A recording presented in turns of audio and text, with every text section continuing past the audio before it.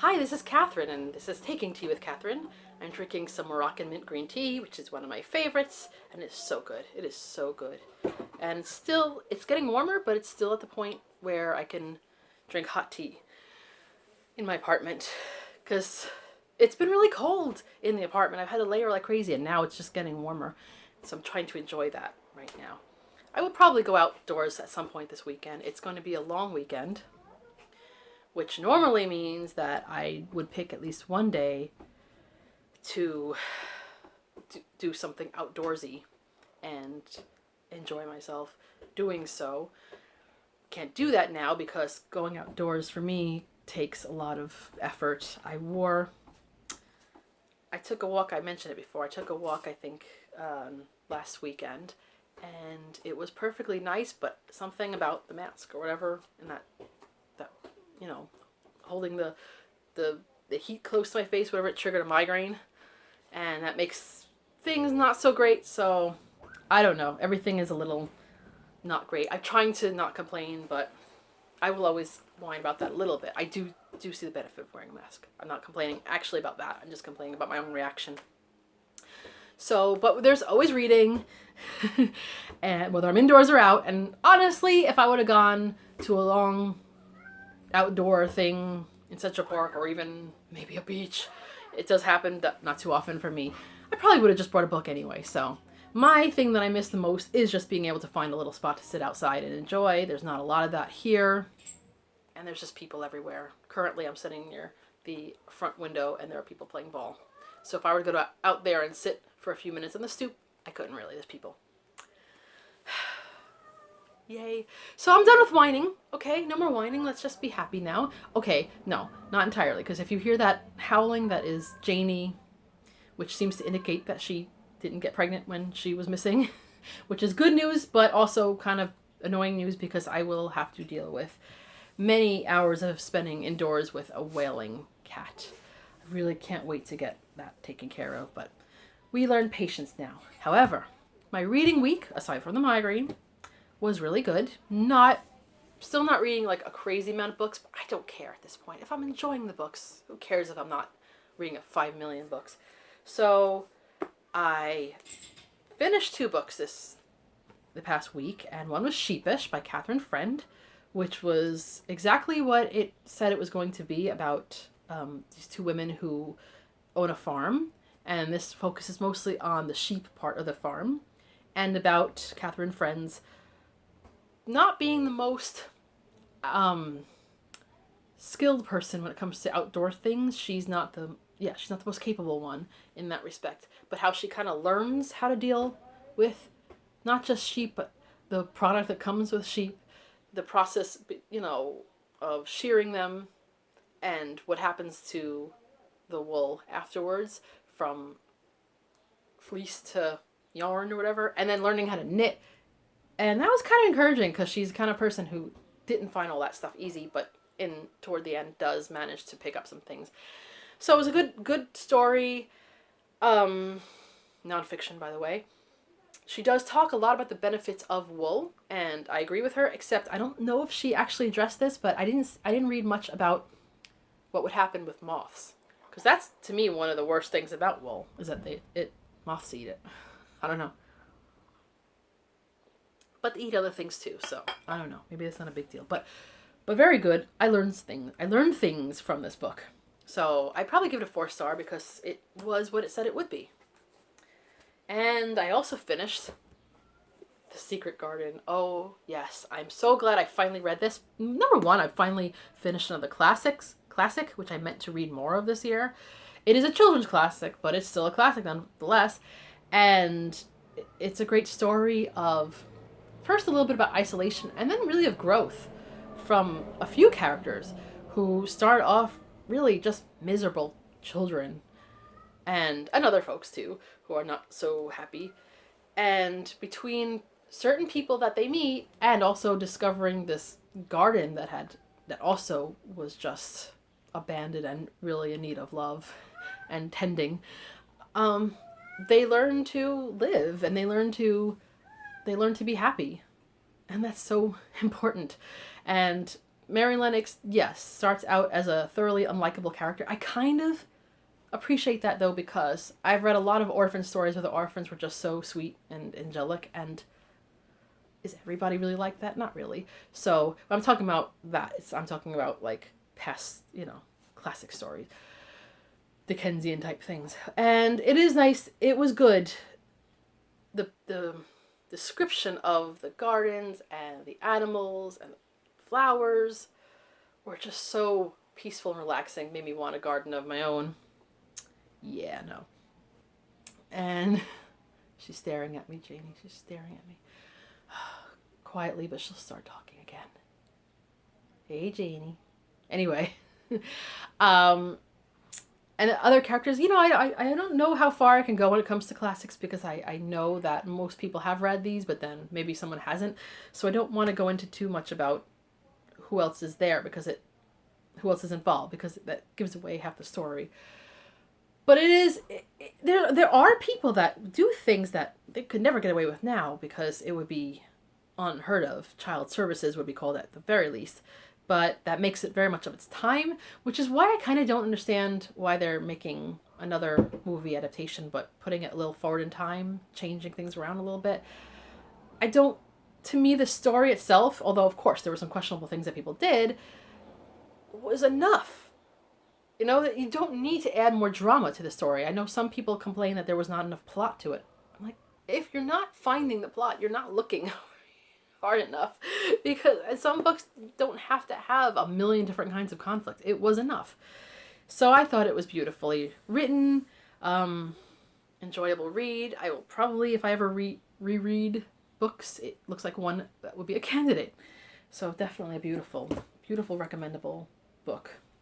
And keeps me wanting to read more of the children's classics that I haven't gotten to over the years. Not because of any neglect on parental sides, because my parents gave me access to pretty much any book I needed, whether it was through the library or bookshops even, but just somehow I just didn't read them. And I know some of them were in my house, so I could have read them.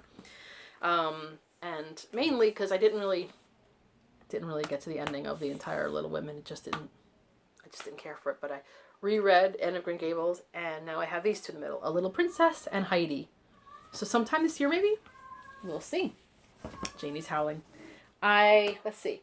So those are the books I finished. I'm currently reading a very lovely book called Mozart's Starling. And it is Mozart's Starling by Leanda Lynn Haupt. And it is a story of a woman who is bringing up a starling from very young in her home. And what she learns about starlings, she already worked with some birds previously, so this is not like a complete novice who had to learn things from the beginning. Like someone like me, who's never had a bird and who grew up a little bit afraid of birds. I love watching them, but I was terrified of pigeons, so that kind of went into my slight fear of other birds, like the sudden flapping of wings kind of thing, sudden takeoff. Now much better, and I do really enjoy watching, even from my window. Watching from my kitchen window, I saw a couple of robins, which was also very The Secret Garden-ish. But I do quite like starlings myself, which some people say, not, and this book covers why they're disliked so much in the United States, because they were brought over here and they overran the country, starting in New York onwards. The man who let them loose, he had tried to bring over other birds that were mentioned in Shakespeare plays, and through circumstances they didn't quite make it alive to America. And then the starlings seemed to be hardy stock, and he let loose, I think it was like 80 or so starlings maybe in Central Park, and then they just took over, and that had some ramifications for the other wildlife, which isn't necessarily a good thing. But it's not the starling. I mean, it is the starling's fault, but it isn't their fault, if that makes sense. So the dislike of them is a little bit rough, because I tend to like them. So this goes into not just her bringing up this bird, but also the story of Mozart, who had a starling that was nameless. I mean, to us, to history, for a few years, and so I'm learning a little bit about not just of starlings, but of Mozart, which is great because I haven't really read that much on him. Little tidbits. little bits, little snippets, nitwit, I don't know. I can't think of any. Little bits about Mozart over the years. Last time I stayed in London, was it? Yeah. I think I stayed across the street from where Mozart stayed at some point, which is kind of crazy. And yeah, but I don't know much about him. I have a book called Mozart's Sister that I keep intending to read, and I haven't yet. And this book already mentioned her, so now I'm intrigued.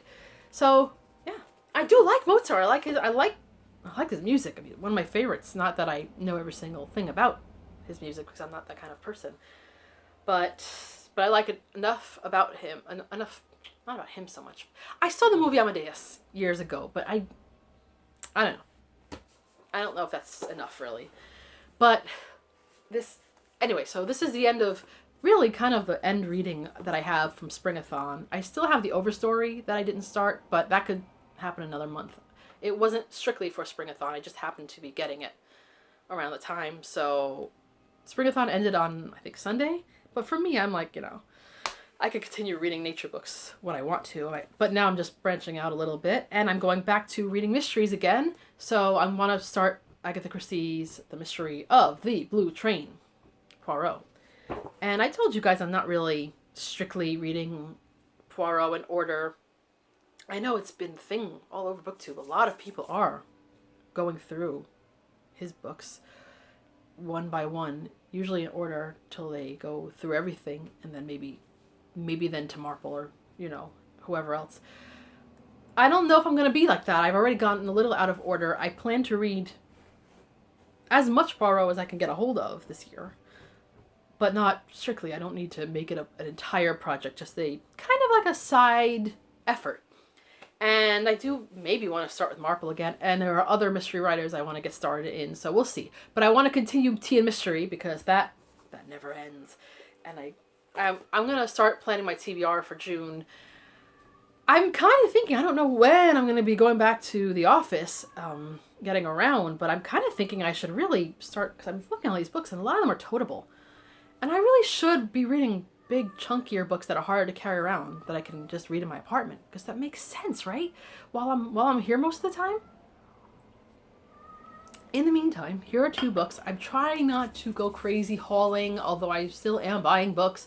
I have a cart full of books on Book Outlet, and I'm trying, yes, Janey, I'm trying to hold off from pulling the trigger on that one, because it's crazy. I've already done, since I've been home, I've already done 2 orders from Book Outlet, and, oh, I'm sorry, you tickled me. You tickled me with your wet nose. It's cute, but I'm not used to wearing short sleeves anymore. See, she's being so sweet right now. But anyway, Janey. I'm easily tickled. You're so cute. So I don't know about Book Outlet. I'm trying. I've gotten through this week without. Oh, but it's such a lack of self-control. But this is a book I've been planning to get, and I kept entering giveaways for this book and not winning it. So I figured, okay, as soon as the price dropped, I ordered it, because I saved quite a good amount of money on this book, which I'm so glad about. Because it is a beautiful book. It's mostly some writing with illustrations. It's like a little story that I've not read yet. But it's illustrations, which is great, talented, etc. But I mean, goodness sakes. But this is The Boy, the Mole, the Fox, and the Horse. I was going to say The Fox and the Hounds by Charlie Mackesy. I don't know how to pronounce his name. I follow him on Instagram. I think it's a him. Goodness sakes. Charlie. Could be a girl's name. OMG. I don't know. Let me see. Does anyone say? I do not know. I will find out. No, what are you doing? I'm being plagued by this little child. I'm not used to wearing short sleeves. I'm going to have to wear like a long sleeve when I do these things. But I've heard such beautiful, it's so lovely, whatever. So I'll probably read it this weekend at some point. And I'll see if I can recommend it to you. But anyway, and this is not a book. It's just bound up in a book. And it goes with all of my obsessions as a young person with stickers. Growing up in the 80s, everybody was into stickers. And then Lisa Frank came along and oh my goodness, even more so. When we used to get stickers, when we used to get stickers, they usually came in a few sheets of the same stickers. So you could use one to like put in a sticker book, sticker album. Everybody had sticker albums, and you would just arrange it your own way. And then you'd have copies, so you could put the stickers. Yes, yes. You want attention? I know. You could put stickers. I know you can hardly see Janey, so it probably looks funny me talking down like that. You could put stickers on like correspondence. We used to write a lot of letters, or other things too, and it was fun. Yeah, so ticklish. So I got this. It is I saw it online, and oh my goodness, the Antiquarian Sticker Book. Over 1,000 exquisite Victorian stickers, which I like. Some of the stickers are like skulls and things, which is really not up my alley. Oh, she likes it. Good, good. Put your wet nose all over this instead of my arm. Yes. She's so pretty. She's so pretty. She's like, yes, boys, yes. No.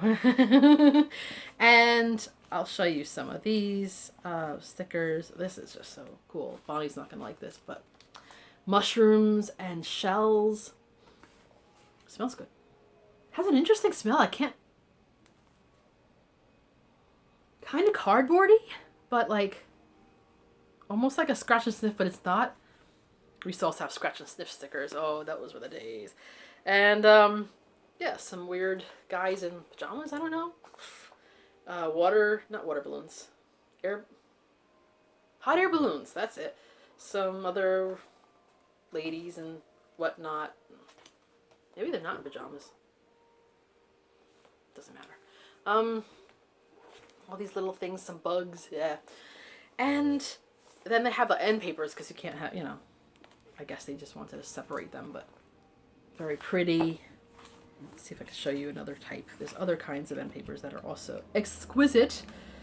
Is that the word they used before? Exquisite? Let me see. There were some others that were like really, I thought, maybe I'm wrong. Maybe they were actually sticker. Oh, okay. Okay, here we go. Some flowers, right? Very pretty. Very like Victorian wallpaper. Very taking tea-ish. So that works. So yeah, I that obviously I'm not going to read, but it's a book, so it's kind of a haul. Kind of. Yeah, I saw it on Amazon, but it was not available for ages, and so I got it on Barnes & Noble. I have a little discount, if you can call it that. Because, you know, when you have membership and you pay for membership, and you're like, am I really saving money in the long run? If I do the math, will I find that out? But I got free shipping. And 10% off, etc. Blah, blah, blah, blah. I miss Borders. They used to send stickers all the time. Not stickers. I'm thinking of stickers now. They used to send coupons for like 25% off. And no wonder. We're all broke. No wonder they had to close, you know, because 25% off of like everything, I guess. Just didn't work. But I loved it. I used to get emails with 25% stickers, and the membership was free. And then they used to send me these, did I say stickers again? 25% coupons. And then I used to go into Borders and buy blank books and other books. 25% is a pretty good discount. But anyway, I'm looking back again. Recently, I did get also a book on some used book website. And it had a Borders sticker in the back. And it just, yeah, memories. Anyway, but until we can get back to any bookshops, we will continue to read the books we have. And you know what? That's enough, really. I have so many books. So yeah, that's all for now. I will be reading this weekend. Yes, I won't be doing too many outdoorsy things, but you know, it is what it is. We can be patient. We can be happy. And it's still slightly cool enough so that I can do baking indoors, because there comes a time where it becomes too hot. And then you have to put the AC on. So let's be happy with what we have. This is Catherine, Taking Tea with Catherine. Let me know if you guys read any of these books, like these books, etc. If you would like to subscribe, please subscribe. And have a lovely tea-filled day. Bye.